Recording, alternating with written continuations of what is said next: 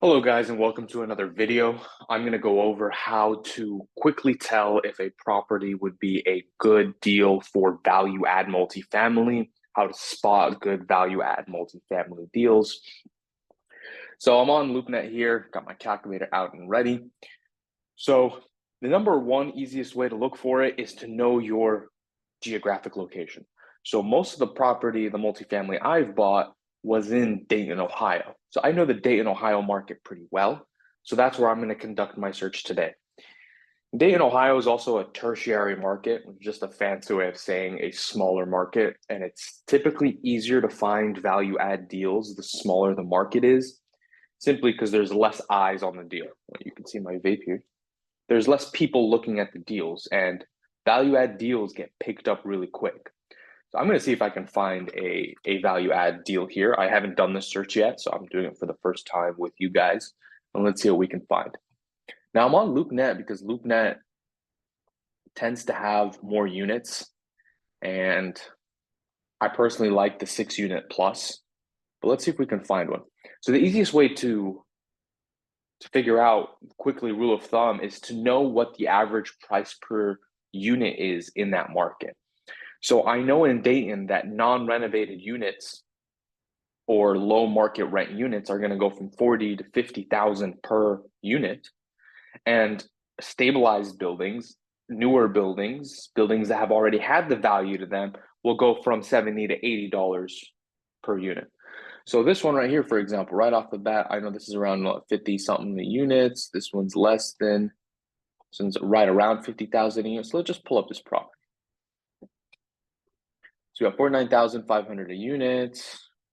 Okay. So this is my trick for running the numbers really, really quickly, just to figure out approximately what this building is going to be worth after it's renovated. Now, like I said, this is very quick, very rule of thumb. You're going to do a lot more research once you have the property under contract. Then you're going to do the full due diligence. What's my insurance? What's my taxes? How long are the leases? When can I raise rents? Figuring out the full details. So let's figure out what the unit count is. I need to know the unit count. 10 units. Are they all one bedrooms or two bedrooms? Let's see here. They have some details hidden here behind. Once I log in, they should give me access to a data room, which hopefully will have more information here. There's literally no information. There it is. Okay. So we have the rent roll, which is great. So we can see they're all, telling me if they're one bedrooms or two bedrooms or what. So I'm guessing they're all one bedrooms, but it's only giving me for one or a few of them. But I'm guessing they're all one bedrooms, 595. So this is what we're seeing. We're seeing really low rents compared to what market is. I know market in this area is around 750 for a cleaned up unit. So let's figure out what this building's worth if all the units are rented out at 750. I don't care about their financials because honestly, people lie on their financials. The T12, like I honestly wouldn't trust this very much. You can always kind of tell if someone's being honest, if they're lying based on what percentage of the net income or what percentage of the income gets filtered out through expenses. So let's see here. They're bringing in this month. They brought in 2,700, or their total was 2,700. Their expenses were 4.8. No, that's mortgage interest. So where is their total? Oh, so they have their income on this page and then their expenses on the other page. But you could tell through their net operating income. So it looks like they're being fairly honest with their net income. They're having many months of negative income. Their total for the year is actually negative. But let's figure out, that doesn't really matter with value add. We're trying to figure out what the building is going to be worth after it's stabilized. After you do all the work, you get the rents to market, you fix up some of the units. So let's do this here. Let's head back. So we got 10 units, all one bedroom, one bath. So I got the 10 units times, and I know market rents in that market are $750 per unit stabilized because I've rented out units. If not, you can always type in the zip code and look up one unit. So you can look up one bedroom apartments in 45405 and go to Zillow and go to apartments.com. Try to find comparable apartments that you can, you don't want to grab an apartment that has a pool and things like that. So, all right. So this would be your gross monthly rent times 12. So that would be your annual rent. Now, I apply an expense ratio to the building. So I'm saying, okay, the gross is 90,000. About half of that is going out to expenses, taxes, insurance, repairs, management. About half that is gonna, so I can divide that by two. Oops, it did it twice. I think it was 90, right? Let's just do the math again. Times 10, so that's annual times 12, so it's 90,000 divided by 2, so that's 45,000. That's going to be my net operating income. Collected my rent, took out all my expenses, it should be around 45,000. Divide that by the cap rate for the market. Now, I know the cap rate in Dayton is at 8, maybe 8.5, depending on the neighborhood. Yeah, I'd probably be closer to 8.5 on this neighborhood. And if you're trying to figure out the cap rate for that market, there are websites that will help you. I use this one by the National Association of Realtors. They give some pretty good details. Let's see what they think is the cap rate. I actually haven't looked it up for a while in Dayton. Let's see if this ever loads, actually. But anyway, while that loads, so at that cap rate, the building stabilizes worth 530, and they're asking 500. So they're pretty much trying to sell the building already at what its stabilized value's at, which is what you'll see a lot in multifamily. That's why I've moved away from multifamily. It's really hard to find good deals. So let's look office, multifamily. They're saying the market cap rate 7.8. Yeah, so 8.5 might be a little high on the higher end. So if I do an 8 cap, if I take those same numbers, and I'll run through the numbers again. So we have 750 per unit times 10 units times 12. So that's the annual rent collected after the building's been stabilized. And then we're going to take an expense ratio. So half of that income's going out as expenses. Then we're going to divide that by the market cap rate of 0.08. That's 562,000, and you're probably going to have to spend over 50,000 upgrading these units to get that 750. You got to make these units look nicer. You're probably going to have to upgrade the appliances. Some of these units, yeah, you're going to need every unit to look like this if you're going to want to upgrade to get that 750 rent. So you're going to have to spend about 50 or 60,000 on each of these units, not on the whole building. Yeah, this unit right here would go for 750. So there's really no profit on this building. By the time all said and done, you're going to have spent 50, 60,000. You're going to be all in 560. The average repair value is literally 562. So that's the issue with multifamily these days, is the brokers and the owners are trying to sell the property for what it would be worth after you've done all the work and stabilized it. So they're saying all units have been updated, although that's not what this is showing here. This is not an updated unit. So if they're right and all of these units have been updated, it could potentially be a good deal, but there's not enough margin there. Even if you don't have to spend any money, you can raise everyone to market day one without doing any repairs, which will never be the case. If you just look at the exterior of the building, this needs to be pressure washed.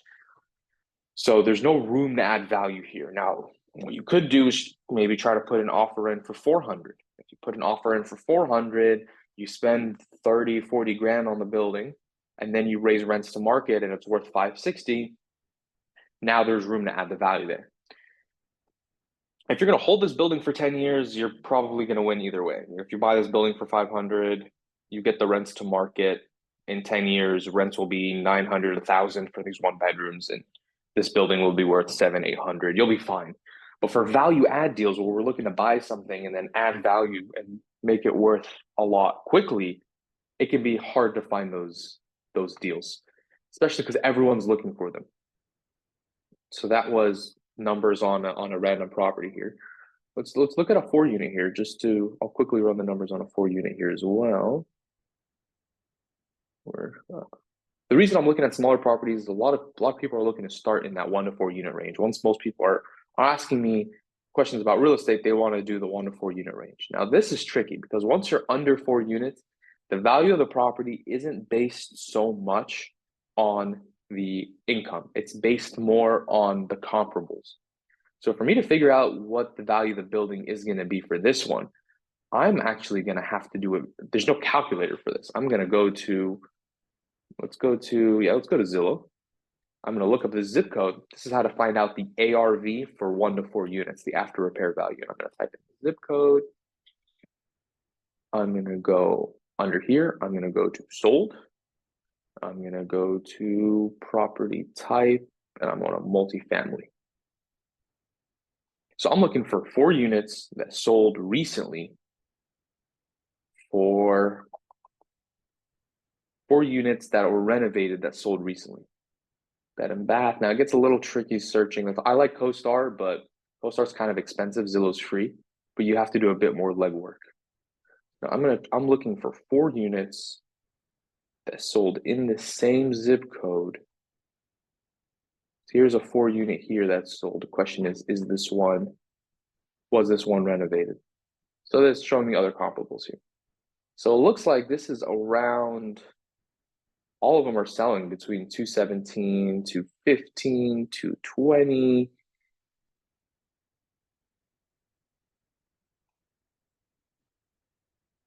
Yeah, so the reason I don't invest in 1 to 4 units anymore is because you don't control the value of the building as much, simply because it's not valued based on the rents. It's valued more on the comparables.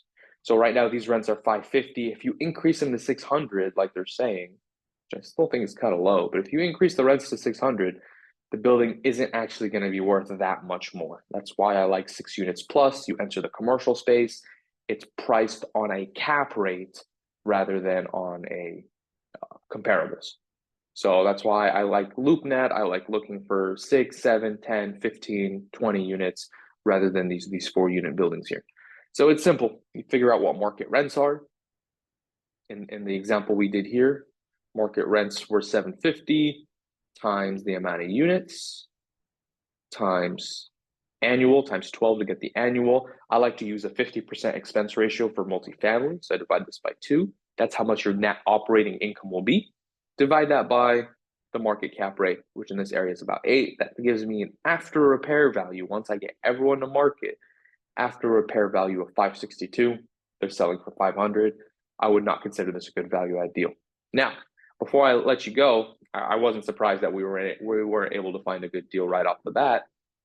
I'm gonna show you a good deal, a deal I've already purchased, added value, and closed on in this Dayton market. So this is 712 Feather Court. So this is actually a 10 unit.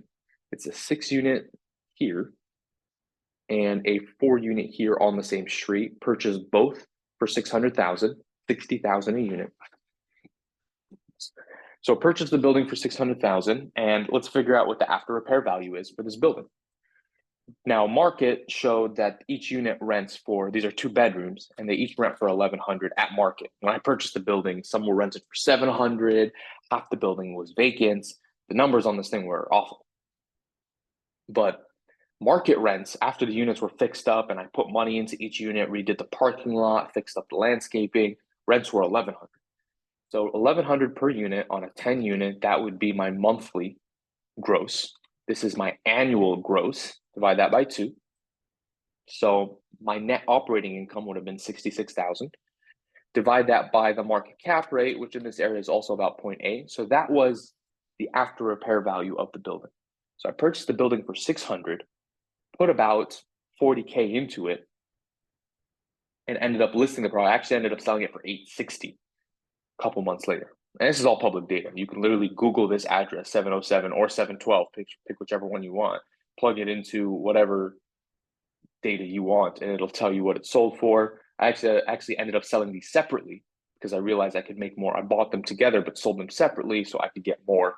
Together, they would have sold closer to 825, but separately, I was able to get 860 by selling them separately. So that's the whole process. You buy the property, you add the value, and then you either keep the property or resell it. You just got to make sure there's a spread. So when I ran my numbers on this property, I'm like, all right, the after repair value was around 850 and I'm buying it for 600. I was like, okay, now the only thing that's really missing is I got to figure out how much money's got to go into this to get it to market value. And I'm not a construction guy. I get those numbers by working with contractors, sending them out for quotes, and really working with them to try to figure out how much I need to spend per unit in order to command those higher rents. So that's it. That was a full cycle value add. These 2 properties right here. I ended up netting a little over 200 grand on this property. It took me around 13 months to purchase the property, make the property a nicer place to live, take rents to market, and then I need a couple months of stabilized rents, and then I went ahead and sold the property. So I hope you guys enjoyed the video. Finding value add multifamily is not easy. Multifamily is the most, in my opinion, the most difficult asset class to do value add on, even though it's easier for people to wrap their head around. You buy a property, you make it a better place to live, you raise rents. Because it's such a simple business model, everyone's out there looking for it, everyone's hunting for it. I actually found this property off market, in which I was calling property owners in the area and asked them if they'd be interested in selling their property. So I buy stuff on market all the time. This one happened to be an off market deal where I was able to buy the property and add value. But yeah, doing 2 or 3 of these a year, like there are no corporate jobs in America that are going to pay you five, six, $700,000 a year. But you do 2 or 3 of these a year where you're working 20, 30 hours a week on these, leasing them up, following up with the contractor. I live in California. I mean, I'll fly out to these properties all the time, but I'm mostly on the phone with the contractors, sending out letters to the tenants about the repairs and the rent increase. And you can really manage it from anywhere. Multifamily is one of the harder asset classes to manage long distance, but the world is your oyster. Go out there, make some moves, add some value to some property. Hope you guys enjoyed the video. I'll be doing a lot more videos about, how to add value to commercial property, multifamily, retail, industrial, how to buy them, how to add the value, and how to exit them. If you guys have any questions, leave them in the comment below. I'll leave a link to this here if you guys want to figure out, if you guys have trouble figuring out what market cap rates are. I'll leave a link to this National Association of Realtors tool. And yeah, if you guys have any questions, reach out. I'll also leave something if you guys want to chat. You guys can schedule a call with me. I love talking real estate. I could talk about real estate all day. So if you guys have a specific deal you want to go over with me, if you guys just want to talk about real estate, you can schedule a call below and we'll talk. All right. Like, subscribe, do all the YouTube algorithm stuff, and we'll meet in the next one.